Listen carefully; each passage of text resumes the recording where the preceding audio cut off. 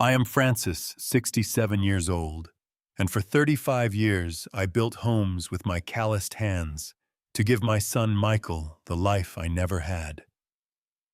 My modest savings bought half his dream house where I lived in the guest cottage after retirement. Then his heart failed at 42, leaving only memories and a widow who changed overnight. Amanda handed me eviction papers with cold eyes. "You will be left with nothing," she promised. I never imagined the courthouse day that would change everything. Before I share my story, let me know where you are watching from in the comments. Hit that like and subscribe button if you have ever stood up for yourself when the world seemed against you. Your support means everything to this old builder. I was never meant for an easy life. Born to struggling farmers in rural Minnesota, I learned early that nothing comes without effort. My father worked himself to the bone in the fields, and by age 14 I was already helping construction crews during summer breaks. I was the first in my family to graduate high school, though college remained a distant dream beyond our financial reach. I met Sarah during my second year working full-time in construction. She worked at the local diner where I would stop for coffee every morning, her smile becoming the reason I took that specific route to work. When I finally gathered the courage to ask her out, I was shocked she said yes. Sarah came from a slightly better background than mine, with parents who owned a small but successful hardware store. We married young at 22 in a small ceremony with just close family and friends. Money was tight, but we were rich in love and determination.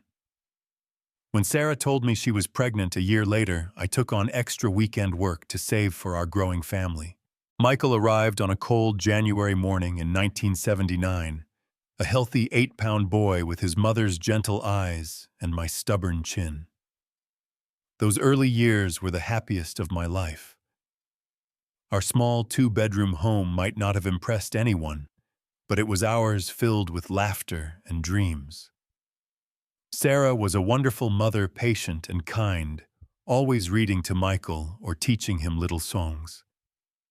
I would come home exhausted from construction sites, my body aching, but the sight of my wife and son would wash away any fatigue. We had plans for more children, but complications from Michael's birth made that impossible. So we poured all our love and hopes into our only son. I worked longer hours, took on riskier jobs with better pay, all to ensure Michael would have choices I never did. Then the unthinkable happened when Michael turned 12. Sarah started experiencing severe headaches. At first we thought it was just stress or needing new glasses. By the time doctors diagnosed the aggressive brain tumor, it was too late. We had just 6 months with her before cancer took my wife, my best friend, my partner in everything. The medical bills devastated what little savings we had. Suddenly, I was alone raising a grieving boy while drowning in debt and my own unbearable loss. There were nights I would wait until Michael was asleep before breaking down in our tiny bathroom shower, running to mask my sobs. A man like me was not supposed to crumble. I had to be strong for my son. Michael changed after his mother died. The carefree boy became serious, studious. It was as though he understood, even at 12, that life was fragile and time precious. I would find him up late studying, determination etched on his young face. When I would tell him to get some rest, he would simply say, "Dad, I am going to make Mom proud. And you too." Those years as a single father working construction tested every limit I had. I took any overtime available, sometimes working 16-hour days. My supervisor, Tom, had lost his own wife years earlier and understood my situation, often arranging my schedule so I could attend Michael's parent-teacher conferences or school events. On Michael's 16th birthday, I took him to a used car lot. Not to buy him anything flashy, we could not afford that. Instead, I showed him a small, practical sedan that I had been making payments on for 6 months. For college, I told him. You keep your grades up, and this will get you to whatever university accepts you. The look on his face, the fierce hug he gave me made every back-breaking hour worth it. And Michael did not disappoint. He graduated valedictorian, earning a partial scholarship to State University. I took out a second mortgage on our home to cover the remainder of his tuition. Some of my coworkers thought I was crazy, sacrificing my retirement security for my son's education. But to me, there was no choice. Michael was brilliant in ways I would never be, and his potential deserved every chance. College transformed my son from a serious boy into a confident young man. He studied finance and business, calling me weekly, with excitement about concepts and opportunities I barely understood. His professors recognized his talent, mentoring him and connecting him with internships at prestigious firms. When he graduated with honors, I sat in the audience, tears streaming unashamedly down my weathered face. Sarah would have been so proud. Michael's career took off quickly. Starting at an investment firm in the city, his natural intelligence and work ethic caught attention. Within 5 years, he had been promoted 3 times. He would call me with news about clients and deals, always taking time to explain things in ways I could understand, never making me feel less than, despite my simple education. When Michael turned 35, he helped me pay off the remainder of my mortgage. "Dad, you gave up everything for me," he said over dinner at my small house. "Let me start giving back." I protested that it was unnecessary, but secretly the relief was immense. Years of physical labor had taken a toll on my body.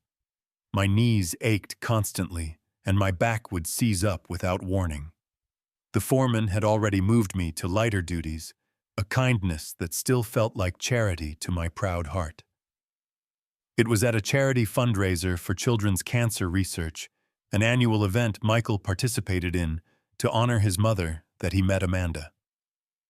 Michael called me the next day, sounding like an excited teenager rather than the serious businessman he had become.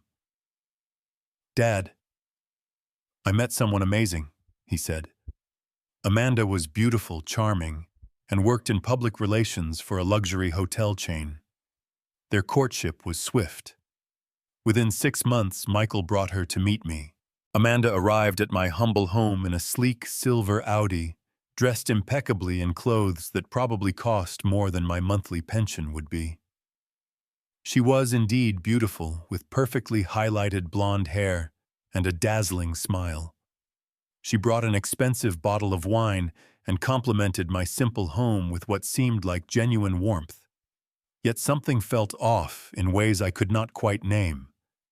Perhaps it was how her smile never quite reached her eyes when Michael was not looking, or how she subtly guided conversation away from my construction stories, steering toward topics that highlighted her connections with influential people. But Michael seemed happier than I had ever seen him, practically glowing in her presence, so I pushed my reservations aside. Their engagement came just 4 months later. Michael chose his mother's modest diamond ring to propose, a sentiment that touched me deeply. Amanda accepted it graciously, though I later overheard her on the phone describing it as quaint and in need of an upgrade. Again, I said nothing. Who was I to judge? Perhaps wealthy people simply had different expectations. The wedding was extravagant beyond anything our family had ever experienced.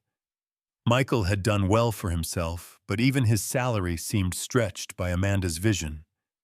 When he sheepishly approached me about helping with some of the costs, I immediately offered my savings. $30,000, nearly everything I had set aside for retirement.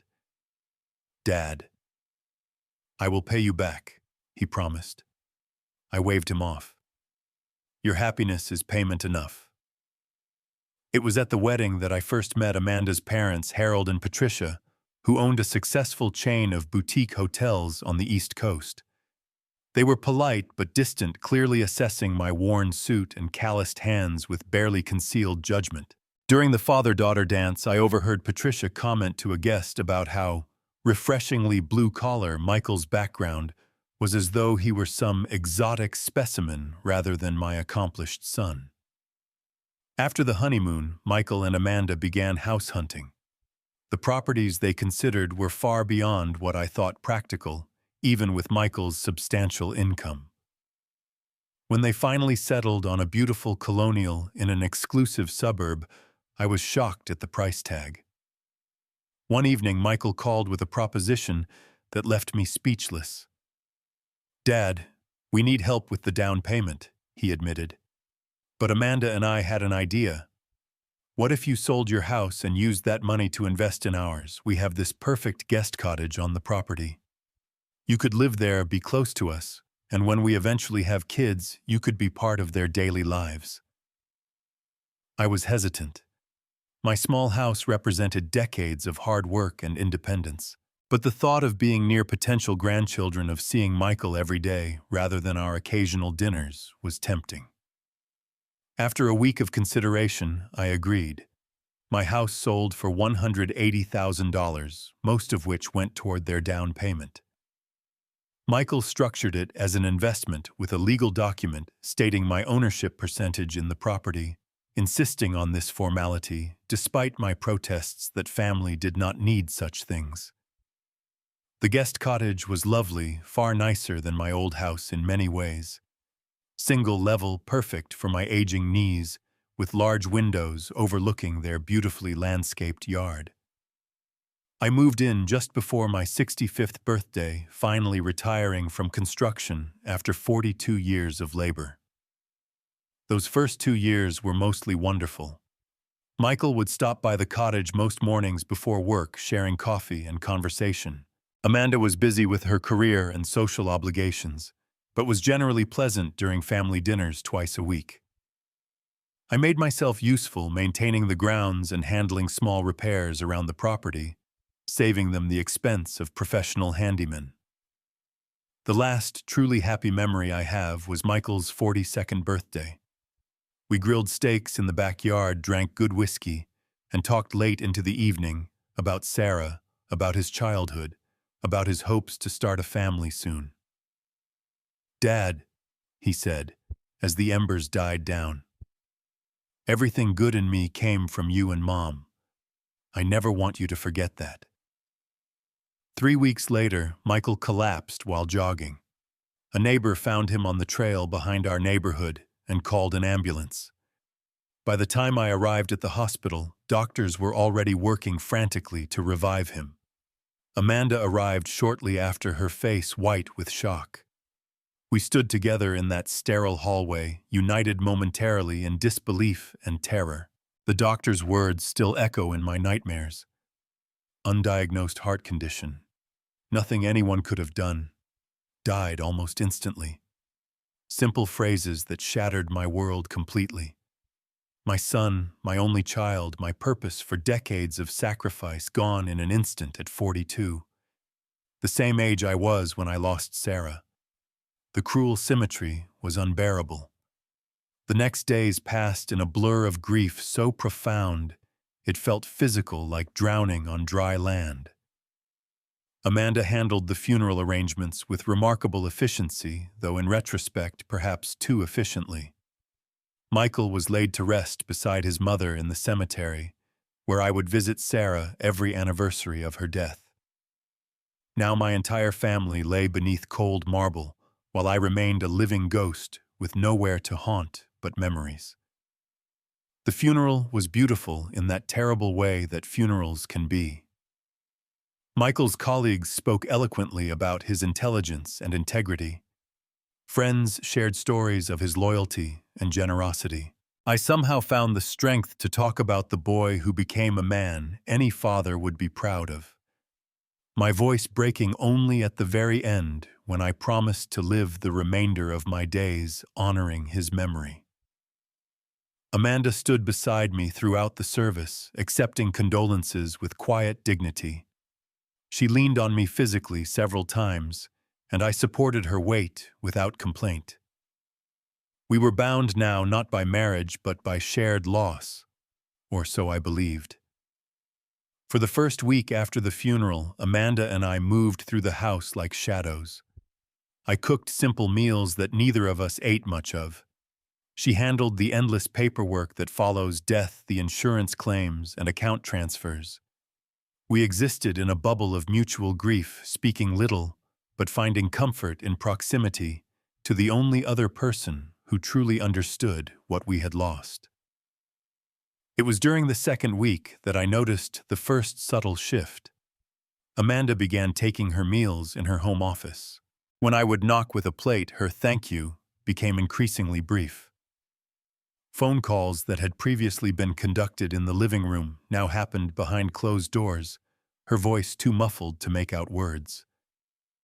By the third week, Amanda had started entertaining visitors again, friends I had met only briefly, at social functions she and Michael had hosted. I would hear laughter from the main house, a sound that felt almost obscene so soon after our loss. One evening, bringing in the trash bins from the curb, I overheard a conversation through an open window. "How are you managing with the old man still here?" a female voice asked. "It is temporary," Amanda replied, her tone entirely different from any I had heard her use before. Michael had this ridiculous sense of obligation. You should have seen the money he wasted supporting his father instead of investing it properly. I stood frozen, the trash bin handle still in my grip. The conversation continued, Amanda's friends encouraging her to start fresh and not be burdened by the past. I retreated to my cottage, trying to convince myself that grief makes people say things they do not mean, that Amanda was simply venting, processing her loss in her own way. But things continued to deteriorate. When I would offer to help with household tasks, Amanda would find fault with my efforts. The grass was cut too short. The windows had streaks. The garden beds I had maintained for 2 years were suddenly being neglected. When I fixed a leaking faucet, she called a plumber the next day to check the work, an insulting gesture to a man who had built structures far more complex than kitchen plumbing. 1 month after Michael's death, Amanda asked me to join her for dinner, something that had become rare. I arrived hopeful that we might reconnect, perhaps begin healing together. Instead, she handed me a folder of financial documents. "We need to discuss the estate," she said before I had even taken a seat. "As you know, Michael and I had joint accounts. The life insurance policy named me as beneficiary." "Of course," I replied, confused by the businesslike tone. "I would not expect anything different." "Good," she continued, not meeting my eyes. "Because I will be making some changes around here. The property taxes on this place are excessive, and without Michael's income, adjustments are necessary." I offered to contribute more toward household expenses from my Social Security checks, an offer she dismissed with an impatient wave. "That is hardly going to make a difference, Francis. We are talking about thousands, not the few hundred you could spare." The conversation left me uneasy, but still I did not anticipate what was coming. 2 days later, I found an envelope taped to my cottage door. Inside was a formal eviction notice giving me 30 days to vacate the premises. Shocked, I immediately went to the main house. Amanda was in the kitchen with her laptop, looking irritated at my unannounced entrance. "What is this?" I asked, the paper trembling in my hand. "Exactly what it looks like," she replied coolly. "I am sorry, Francis, but this arrangement was Michael's idea, not mine. The guest house was always meant to be temporary. Temporary, I sold my home to help buy this property. We have a legal agreement." Amanda's laugh was like ice water. "Do you have a copy of this agreement? Because I have been through all of Michael's files, and nothing like that exists." The blood drained from my face. My copy was with Michael's files, something he had insisted on for safekeeping. "You know very well such an agreement exists. I contributed nearly $200,000 to the down payment. You gave your son money to buy a house. That is called a gift, Francis. And now I need to sell this place and move somewhere more manageable, which means you need to find other accommodations. I stood there struggling to comprehend how the woman my son had loved could be so cruel. Where am I supposed to go? I am 67 years old. I gave everything to Michael, to both of you. Her expression hardened. That was your choice. Your poor financial planning is not my problem. Then came the words that would echo in my mind for months. You will be left with nothing. That is what you deserve for raising a son who was so weak he could not even stand up to you about your constant dependence on him. The accusation was so wildly untrue that I could not even formulate a response. Michael had insisted I move into the guest house. He had structured my house sale as an investment in our shared property. He had valued our relationship in ways that clearly Amanda never understood. In the following days, I tried repeatedly to reason with her. I reminded her of how I had maintained the property, saving them thousands in landscaping and repair costs. I spoke of Michael's wishes of family loyalty, of basic human decency. Amanda remained unmoved, suggesting that if I continued harassing her, she would seek a restraining order. Desperate, I reached out to several of Michael's friends, hoping they might intercede or at least offer temporary housing. To my shock, most seemed uncomfortable speaking with me. One finally admitted that Amanda had told everyone I was becoming unstable with grief and possibly suffering from early dementia, fabrications that made my blood boil but left me feeling utterly helpless. As my eviction date approached, I began packing my meager possessions. The cottage had come furnished, so most of what I owned fit into several boxes and 2 suitcases. The physical act of packing was painful enough, but worse was discovering that several items of sentimental value had disappeared from my space during my brief grocery trips or walks around the neighborhood. A pocket watch that had belonged to my father. A collection of family photographs. Small things unlikely to have significant monetary value but priceless to me. One evening, hearing unusual sounds from the main house, I walked over to investigate. Through the window, I saw Amanda and 2 friends sorting through boxes of Michael's personal items. They were laughing, treating his possessions with casual disregard. I watched in horror as Amanda tossed a box labeled "Dad's Stuff" toward a pile clearly designated for donation or disposal. After they left for dinner, I entered using the key Michael had always insisted I keep for emergencies. Finding the box took only moments.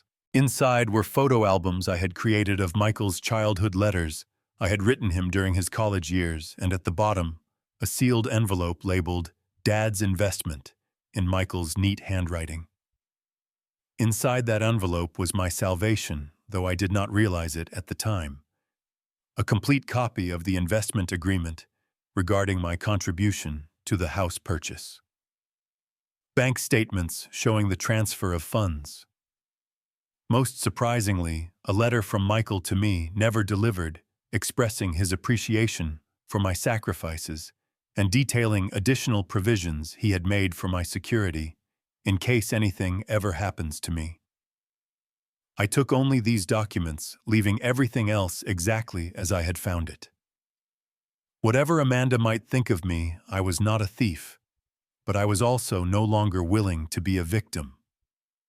The apartment I found was all I could afford on my Social Security income. 1 bedroom with thin walls in a building primarily housing people even older than myself. The neighborhood was not dangerous exactly, but far from the peaceful suburban enclave I had grown accustomed to. The first night lying on a second-hand mattress beneath flickering fluorescent lighting, I wept for everything I had lost. Not just Michael, not just financial security, but dignity as well. Depression enveloped me like a heavy blanket in those first weeks after the move. I rarely left the apartment, except for necessities. I lost weight I could not afford to lose my clothes hanging from my frame like flags on a windless day.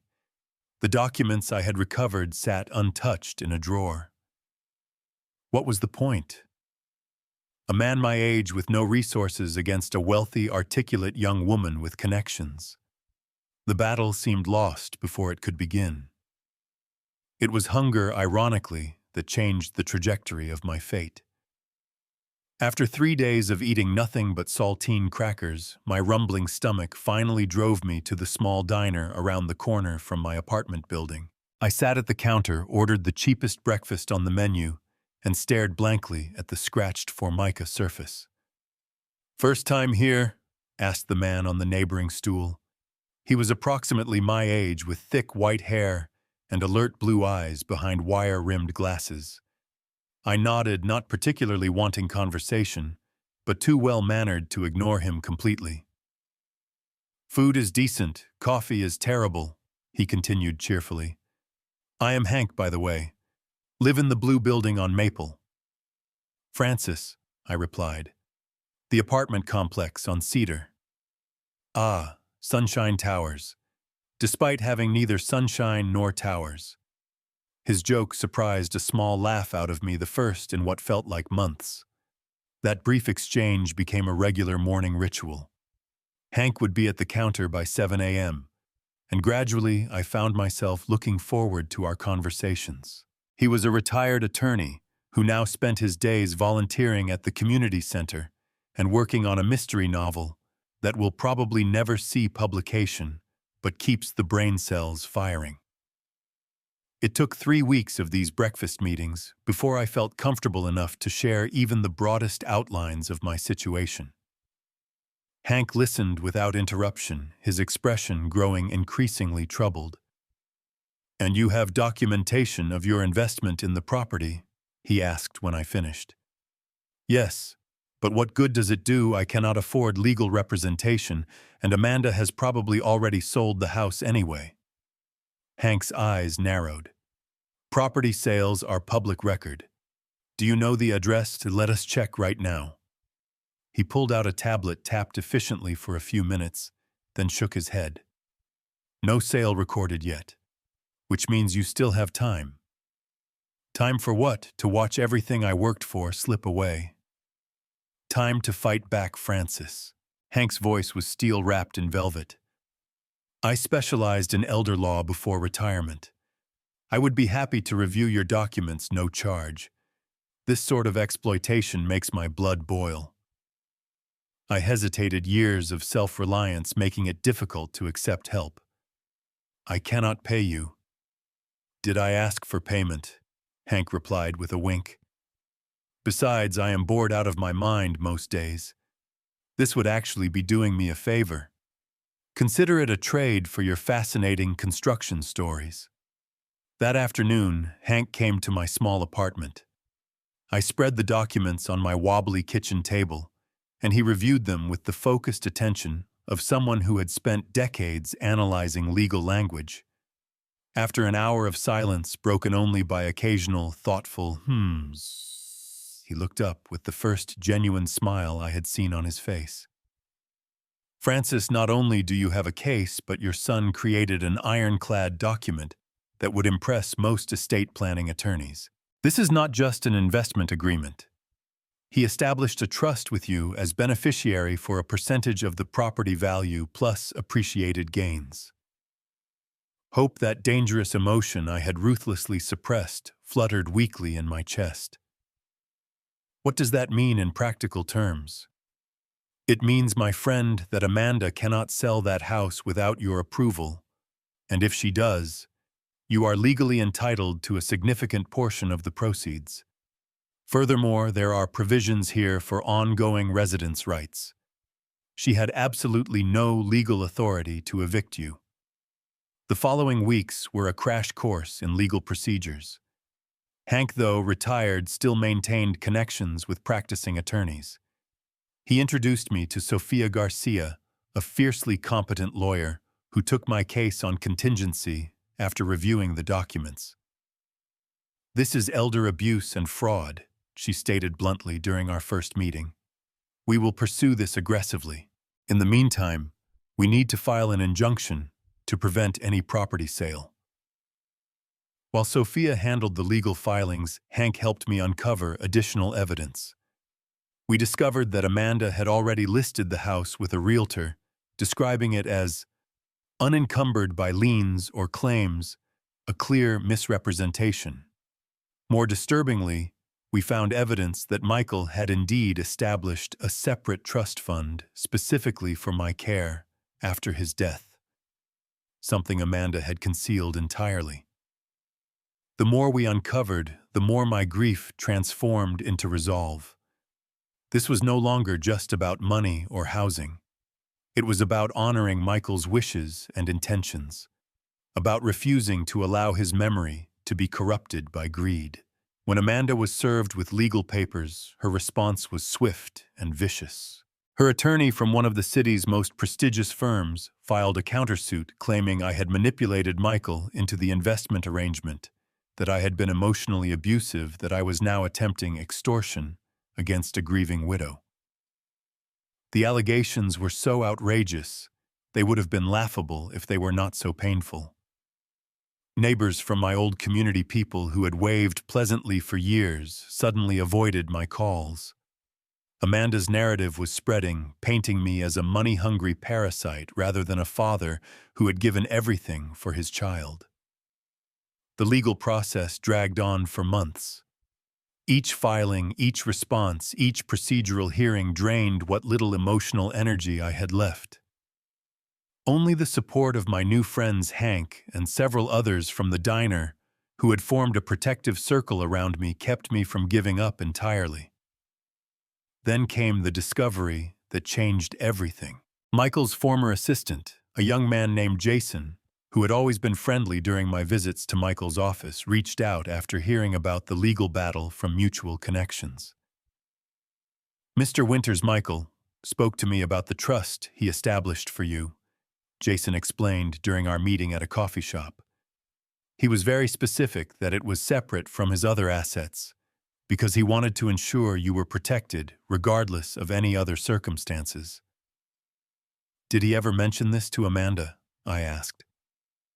Jason's expression told me everything before he spoke. He tried several times. She always changed the subject or made excuses to end the conversation. The last time, about a month before he died, they argued about it. I could hear her through the office door saying something about his unhealthy attachment to his past. With Jason's testimony and affidavit, our case strengthened considerably. The court date was set, and as it approached, Amanda's attorney made several settlement offers, each dismissed by Sophia as insultingly inadequate. "They are getting nervous," she explained. "They know their position is weakening. Stay strong, Francis. Justice takes time, but it does come."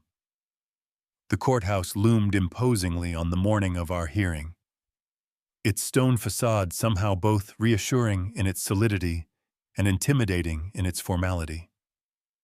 I had not slept the previous night, rehearsing facts and dates in my mind until they blurred together in an anxious jumble.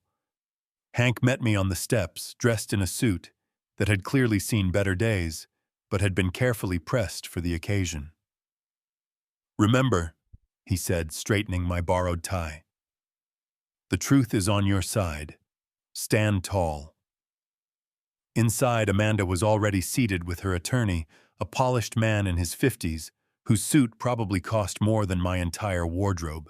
She did not acknowledge my presence, though I saw her shoulders stiffen when I entered. She looked thinner than I remembered, but no less elegant in a conservative navy dress that screamed tasteful, grieving widow. Sophia arrived moments later, her confident stride and impeccably organized briefcase immediately putting me more at ease. She had prepared me thoroughly for this day, explaining that the judge would hear arguments from both sides before making his determination. "Most of these cases settle before reaching this point," she had explained.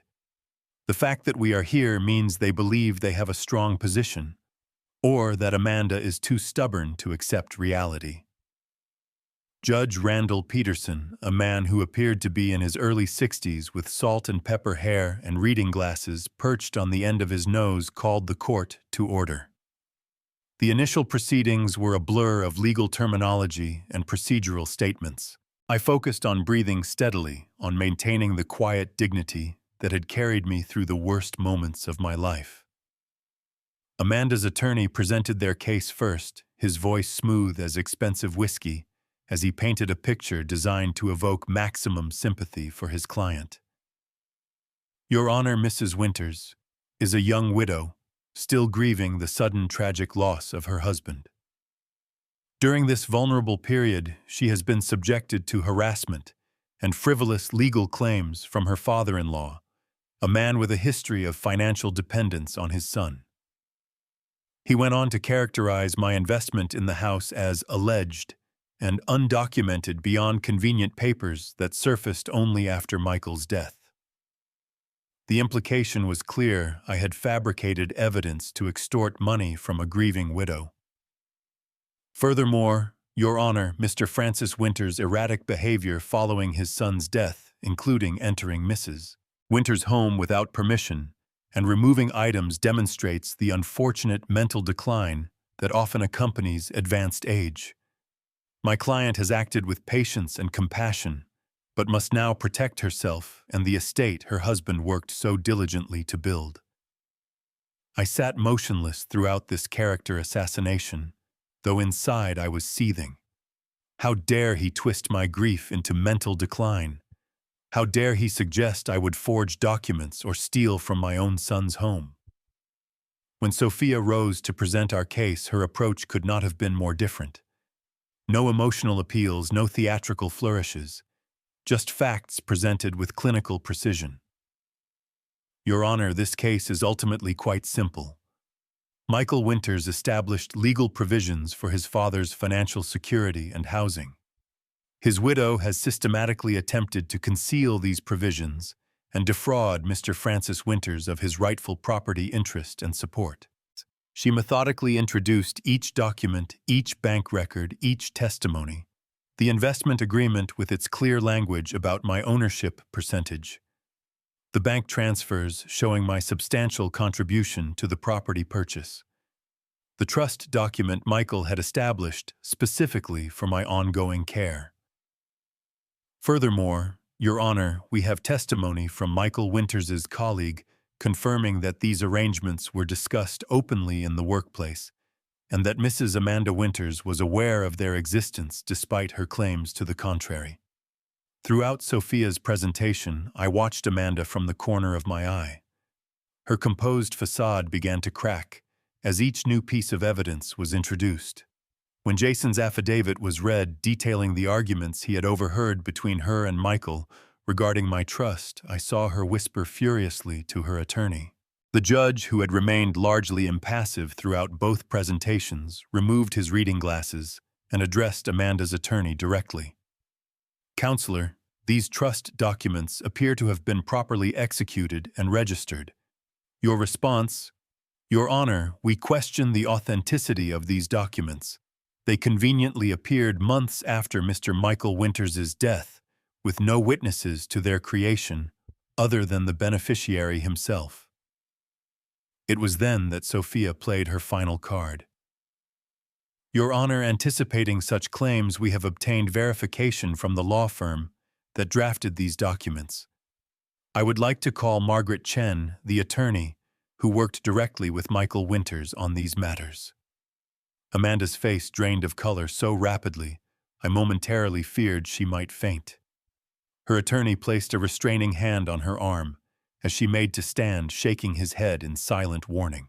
Margaret Chen, a poised woman in her 40s, took the stand and confirmed not only the authenticity of the documents, but also recounted specific meetings where Michael had expressed concern that his wife might not share his commitment to providing for his father's security.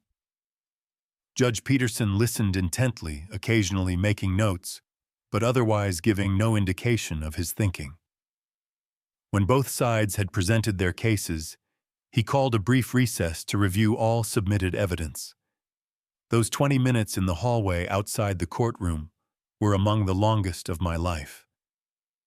When we reconvened, the judge's expression had hardened noticeably. He addressed the court in a voice that managed to be both measured and tinged with barely concealed anger.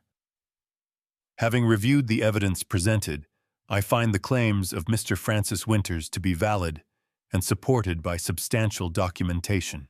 The attempt to characterize these legitimate legal instruments as fabrications is troubling, to say the least. He turned his gaze directly to Amanda. Mrs. Winters, the court takes a very dim view of attempts to conceal legally binding trusts and investment agreements. Your late husband made his wishes abundantly clear regarding his father's financial security. That you would attempt to circumvent these wishes while simultaneously impugning Mr. Francis Winters' character and mental capacity is reprehensible. Amanda appeared to shrink in her seat as the judge continued. This court hereby orders the immediate reinstatement of all provisions outlined in the trust documents. Mr. Francis Winters is entitled to his percentage ownership of the property in question, all accumulated funds from the trust that should have been distributed upon Michael Winters's death, and reasonable compensation for the emotional distress and temporary displacement caused by these actions. The judge paused, looking at Amanda over the rim of his glasses. Additionally, the court will refer this matter to the district attorney's office for potential review of elder abuse statutes. Mrs. Winters, your actions in this matter have bordered on criminal. Consider yourself fortunate that Mr. Francis Winters has not pursued additional charges. The finality in his tone made it clear the matter was decided. Amanda's attorney immediately requested a sidebar, but the judge dismissed him with a curt gesture. My ruling stands, counselor. I suggest you advise your client to comply promptly and completely.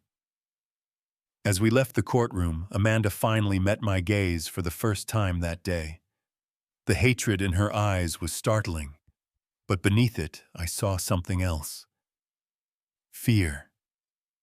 The carefully constructed facade had crumbled, revealing the true nature that Michael had somehow never seen, or perhaps had seen, but chosen to ignore out of love. Outside on the courthouse steps, Sophia shook my hand firmly. Congratulations, Francis. Justice does not always prevail so clearly, but when it does, it is deeply satisfying. Hank clapped me on the shoulder, his face split in a wide grin. Never doubted it for a minute, my friend. Never doubted it for a minute. As for me, I felt strangely hollow. Victory should have tasted sweeter. Instead, it was tinged with the bitter knowledge that the woman my son had loved enough to marry had never truly loved him in return. That his judgment, usually so sound, had failed him so completely in this most important choice. The practical aftermath of the court decision unfolded over the following weeks. Amanda's attorney, clearly recognizing the strength of our position, worked with Sophia to draft settlement terms that would avoid further legal complications. I would receive 30% of the property value, reflecting my initial investment, plus appreciated value, as well as the full amount of the separate trust Michael had established, approximately $300,000. Most surprisingly, a week after the court date, I received a call from Amanda herself. Her voice lacked the ice I had grown accustomed to, instead sounding almost conciliatory. Francis, I have been thinking about our situation. Perhaps we acted hastily during a difficult time. The house has so many memories of Michael. Maybe it would be best if you moved back into the guest cottage. We could try to make this work for his sake. The offer was transparently self-serving. With the court ruling, she could no longer sell the house without my approval. Having me back on the property would make it easier to monitor and potentially manipulate me. The fact that she believed I would fall for such an obvious ploy after everything that had happened was perhaps the most insulting part. Thank you for the offer, Amanda, I replied, keeping my tone neutral. But I think we both know that arrangement would not be in either of our best interests. I will be purchasing my own home with my portion of the settlement. Her response was a dial tone as she hung up without another word. The division of Michael's personal belongings was another painful process. Under Sophia's guidance, I requested specific items of sentimental rather than monetary value: photo albums, his childhood baseball glove, the watch I had given him on his college graduation. Amanda contested none of these requests, likely recognizing that further conflict would only strengthen the case for elder abuse charges the judge had referenced. Among the items returned to me was a box I had never seen before, labeled simply "Letters to Dad" in Michael's handwriting. Inside were dozens of unsent letters spanning the years since he had moved away for college, each expressing thoughts and gratitude he had apparently found difficult to verbalize. Dad. One read, dated just 2 months before his death. I worry sometimes that you do not truly know how much I admire you. Your hands built not just houses, but my entire life. Every opportunity I have had came from your sacrifice. If I have any strength, any integrity, any work ethic, it came from watching you push through exhaustion and pain year after year without complaint. I hope to be half the father to my own children that you have been to me.